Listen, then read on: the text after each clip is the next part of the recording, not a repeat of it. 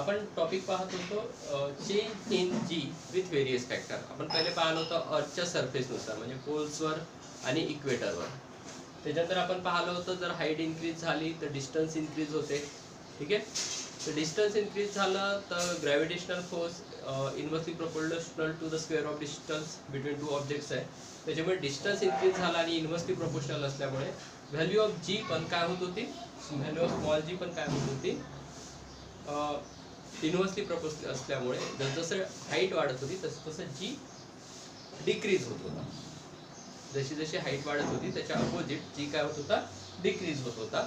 तर त्या लॉजिकवरून जर आपण विचार केला की the value of g also changes if we go inside the earth. आता if we go inside the earth म्हणजे समजा ही अर्थ आहे, छोटी अर्थ काढू आपण. इथे अर्थचं सेंटर आहे फॉर एक्झाम्पल. तर जसं आपण खोल खोल जाऊ तसं हे डिस्टन्स इथे सरफेसवर आपल्याला मॅक्झिमम अर्थची रेडियस मिळेल. जसं जसं आपण खोल जाऊ तसं तसे डिस्टन्स काय होत जाणार, म्हणजे अर्थची रेडियस काय होत जाणार, कमी. आपण पाहिलं होतं जर हाईट वाढली तर डिस्टन्स वाढते, हाईट वाढली तर सेंटर पासून तर काय वाढते, डिस्टन्स वाढते. डिस्टन्स इन्क्रीज झाला आणि डिस्टन्सच्या स्क्वेअर सोबत इन्व्हर्सली प्रोपोर्शनल आहे जी. डिस्टन्सच्या स्क्वेअर सोबत इन्व्हर्सली प्रोपोर्शनल आहे जी. आता डिस्टन्स कमी होऊन राहिलं जसं खोल जाऊन राहिलं. तर जेव्हा हाईट वाढली होती तेव्हा जी डिक्रीज झाला होता. मग आता डिस्टन्स कमी होत आहे तर कोणालाही काय वाटेल, डिस्टन्स कमी होत आहे आणि डिस्टन्स आणि जीचं इन्व्हर्स प्रोपोर्शनल आहे, एकमेकांसोबत अपोजिट ऍक्ट करतात. म्हणजे हे कमी झालं तर ते वाढणार, डिस्टन्स कमी झालं त्याची वाढायला पाहिजे. कोणी काय म्हणेल, हेच म्हणेल. तोच पॉईंट दिलेला आहे. Second, the value of R in the equation of small g is equal to G capital M upon R square decreases. Value of small R. आता अर्थची radius capital R minus depth घ्यावं लागेल आपल्याला. Capital R म्हणजे अर्थची radius minus depth. ठीक आहे. जेवढा खोल जाऊ तेवढी डेप्थ मायनस करू तर आपल्याला हे डिस्टन्स मिळेल त्या ऑब्जेक्टचं सेंटर पासून. हे डिस्टन्स डिक्रीज होऊन राहिलं आणि डिस्टन्स सोबत आपल्याला माहिती आहे की अपॉन मध्ये आहे, त्याच्यामुळे जी सोबत कसं आहे, इन्व्हर्सली प्रोपोर्शनल. म्हणून डिस्टन्स कमी झालं. As the value of R decreases, लक्षात ठेवा, as value of R decreases. तर one would think that the value of g should increase. कारण आर सोबत रिलेशन कसं आहे, inversely proportional to the square of R. ठीक आहे. तर मग आर जर कमी झाला, जसं खाली जाऊ तसं ऑब्जेक्टच्या आणि अर्थच्या सेंटरच्या बिटवीनचं डिस्टन्स कमी होणार. तर कोणी पण काय म्हणेल, जीची व्हॅल्यू इन्क्रीज होईल कारण हे इन्व्हर्सली प्रोपोर्शनल आहे. बट इथं फक्त आर नाही आहे, इथं अजून कोण चेंज होत आहे, कॅपिटल एम. कसं चेंज होतं आहे आपण समोर तुम्हाला मी एक्झाम्पलमध्ये सांगतो. नेक्स्ट पॉईंट बघून घेऊ आपण. ठीक आहे. असं कोणालाही वाटेल पण असं होत नाही. मग काय होतं ते पण बघू आणि याच्यावरती दोन गिव्ह रिझन पण बघू आपण, जे एक्झामसाठी इम्पॉर्टंट आहे.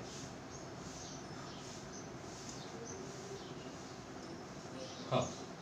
तर कोणालाही वाटेल की जसं डेप्थ सोबत, ठीक आहे, डिस्टन्स कमी होते तर व्हॅल्यू ऑफ जी इन्क्रीज व्हायला पाहिजे. बट ॲक्च्युअली काय होतं, the value of g increase नाही होत तर डिक्रीजेस होते विथ डेप्थ.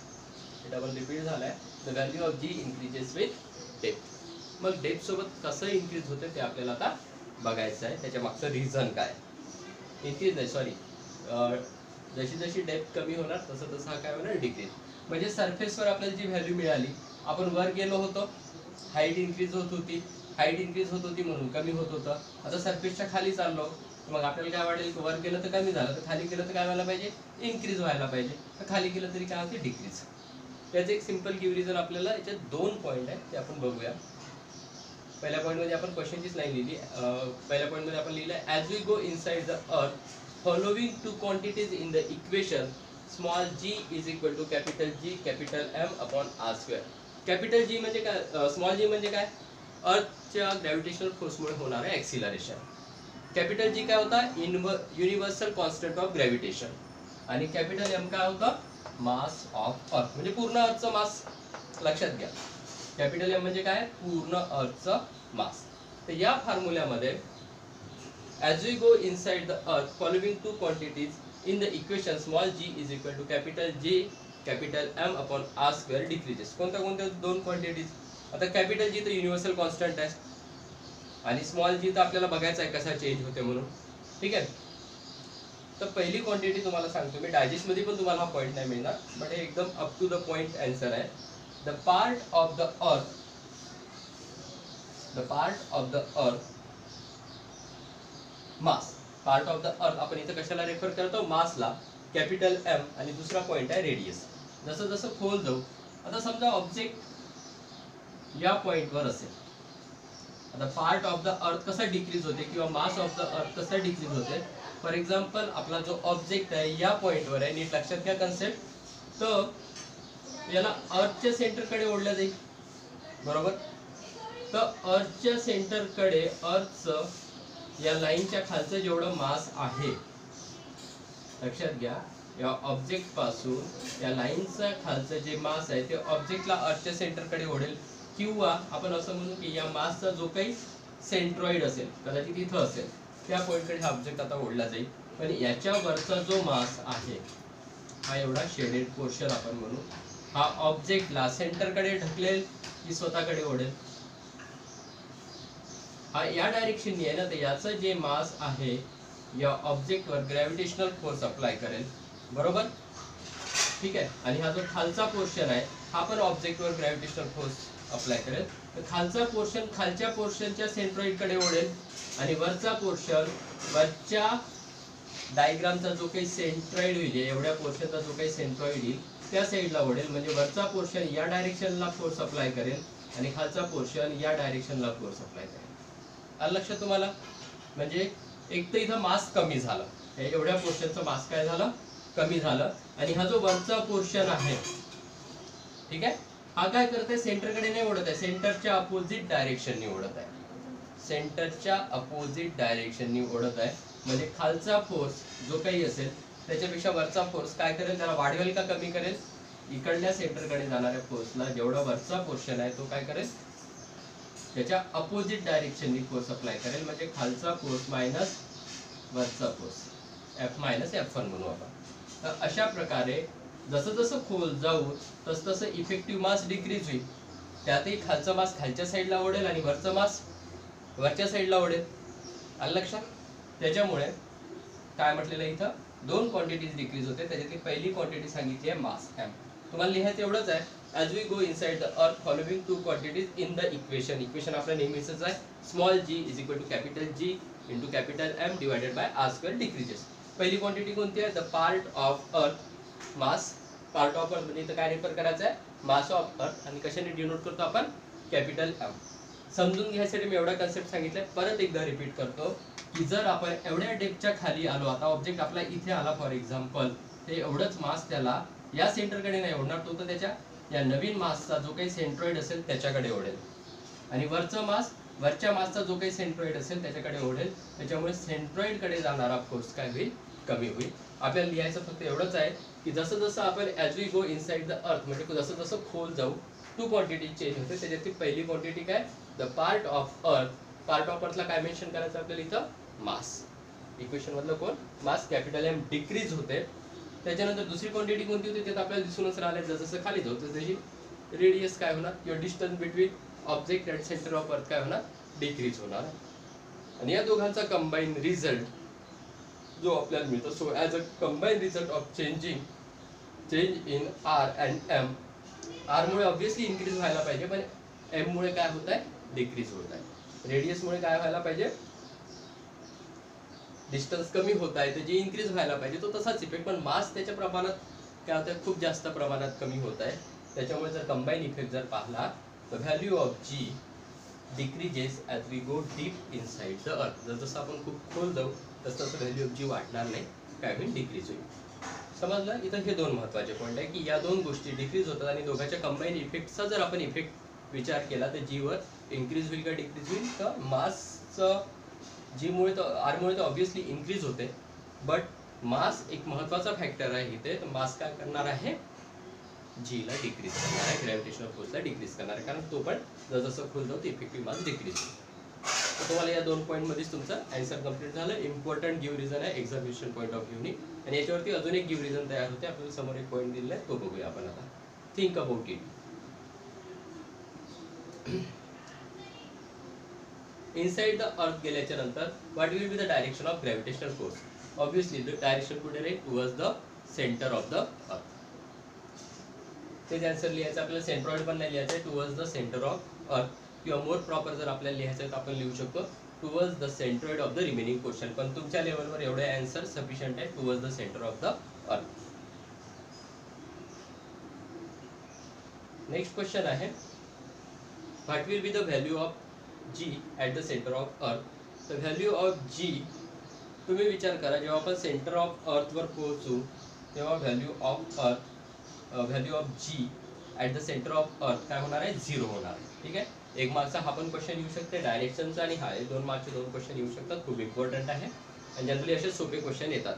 पण आपल्याला आता समजून घ्यायचं आहे. तर आपल्याला समजण्याचा मुद्दा असा आहे की जर आपण डेप्थमध्ये जात जात पुढे जाऊन पोहोचलो अर्थच्या सेंटरवर, तर रेडियस तर आपल्याला ऑब्व्हियसली काय दिसून राहिली आहे, 0. आपण त्याला 0.000000 समथिंग पकडू, कारण 0 केलं तर आन्सर इन्फिनिटीवर जाईल.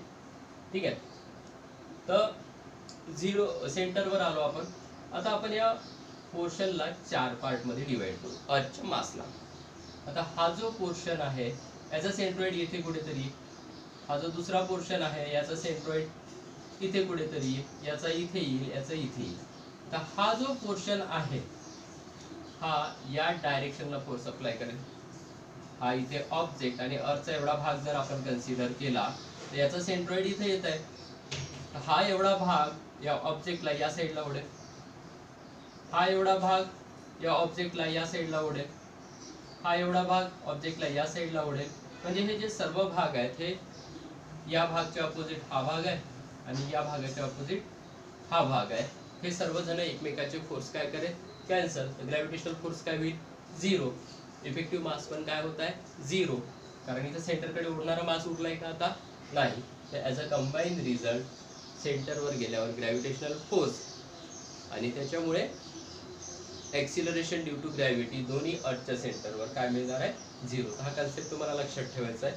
आपण बुकमध्ये या प्रकारे एक्सप्लेन केलेला नाही आहे, तर ते तुम्हाला व्यवस्थित समजते. परत एकदा सांगतो, ऑब्जेक्टला आपण कुठं दिलं, अर्थच्या सेंटरवर. इथे ऑब्जेक्ट आहे. आता अर्थचे किती पार्ट केले, 4.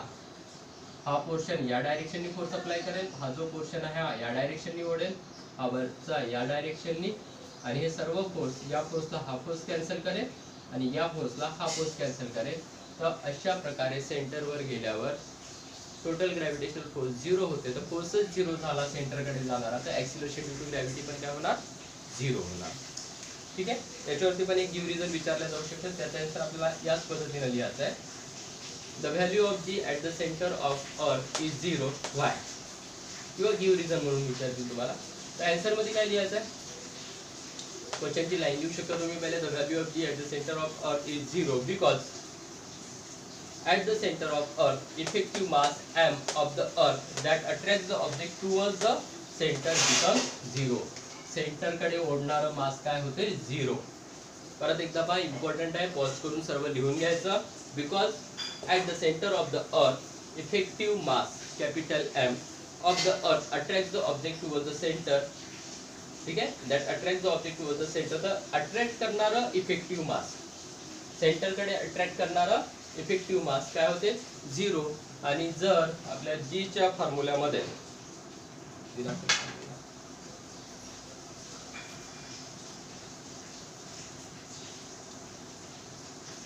so according to the equation small g is equal to capital G capital M upon r square. Capital M ची व्हॅल्यू काय ठेवायची आहे, 0. ठीक आहे. आणि M 0 झाला तर पूर्ण इक्वेशन काय होईल, 0. म्हणून g काय होईल, 0.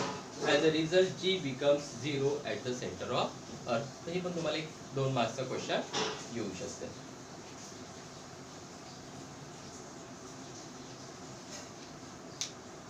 आता प्रत्येक प्लॅनेट आणि प्रत्येक satellite has different mass and radius. प्रत्येक प्लॅनेट आणि प्रत्येक सॅटेलाइटचं काय असते, डिफरंट मास असतं आणि डिफरंट रेडियस असतं. तर डिफरंट मास आणि डिफरंट रेडियस असतं तर जी सेम राहील का, हेच according to the equation small g is equal to capital G into capital M upon r square. जर M आणि R डिफरंट असला तर g ची व्हॅल्यू पण कशी मिळेल, डिफरंट. आपण अर्थचं काढायचं असेल तर अर्थचं मास आणि अर्थची रेडियस घेऊ, मूनचं काढायचं असेल तर मूनचं मास आणि मूनची रेडियस घ्यावं लागेल. So the value of g on their surfaces are different. समजलं का? वेगवेगळ्या प्लॅनेटवर, सॅटेलाइटवर वेगवेगळा आपल्याला काय मिळेल? Acceleration due to gravity of that planet मिळेल, because every planet has different mass and different radius. Every planet and satellite has different mass and different radius. तर हा पण पॉईंट तुम्हाला 1 मार्क्ससाठी वगैरे येऊ शकतो.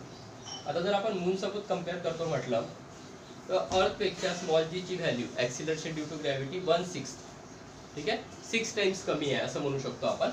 म्हणजे अर्थच्या जीला 6 ने डिवाइड करावं लागेल तेव्हा आपल्याला मूनचा ॲक्सिलरेशन ड्यू टू ग्रॅव्हिटी मिळेल. म्हणून आपण जर इथे 1 मीटर दूर उडी मारली तर मूनवर तेवढ्याच फोर्सने 6 मीटर हाय, 6 मीटर हाय म्हणजे जवळपास असं पकडा तुम्ही 2 मजली बिल्डिंग एवढी उंच झाली. इथं जर तुम्ही 1 मीटर हाय मारत असाल उंची तुमच्या बॉडीचा फोर्स अप्लाय करून मॅक्झिमम हाईट, तर मूनवर तुमची हाईट किती होईल?